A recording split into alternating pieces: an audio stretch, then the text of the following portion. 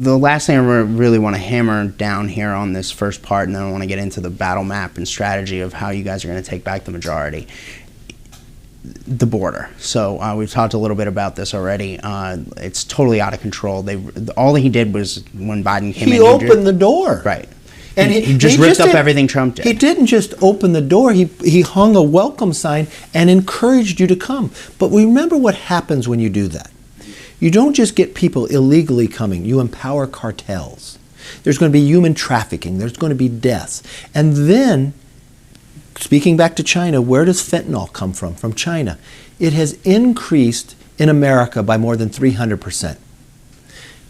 Every single city in America is a border city today. And if you speak to any of those communities along the border, I talked to one mayor. He has to shut down his school just in the first 9 months 46 times. You know why? Because of the car chases from the cartels coming across and the shooting.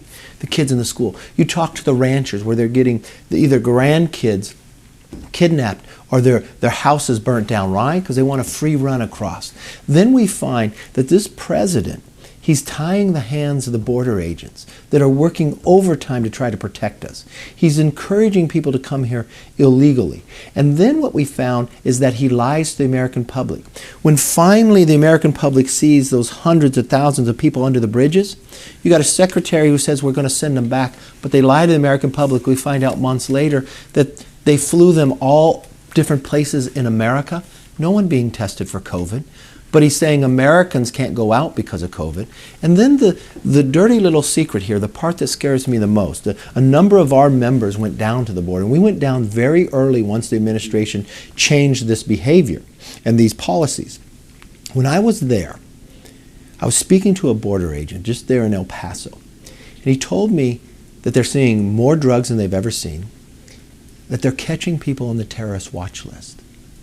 It's not just people from Central America, it's 160 different countries. But they have been catching people from Yemen who are on the terrorist watch list. Why would they be coming to America that way?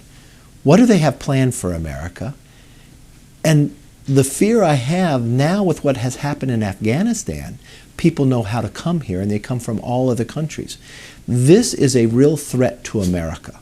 Because when they caught the people from Yemen, they didn't catch them on the same day. And now the administration will not release the number of people on the terrorist watch list that they are catching.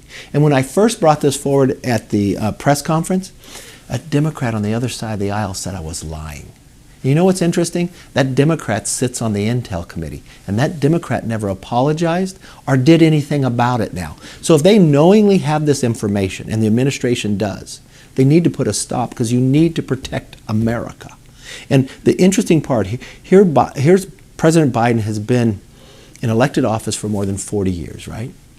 The closest he ever came to the border is driving by it in El Paso one time. Why wouldn't he go visit it and know firsthand? It's a responsibility and a problem he created with his own policy. There wasn't one bill passed. It's his policy with one-party rule that has weakened America, put us in greater danger, and has spread COVID as well because of what's coming across.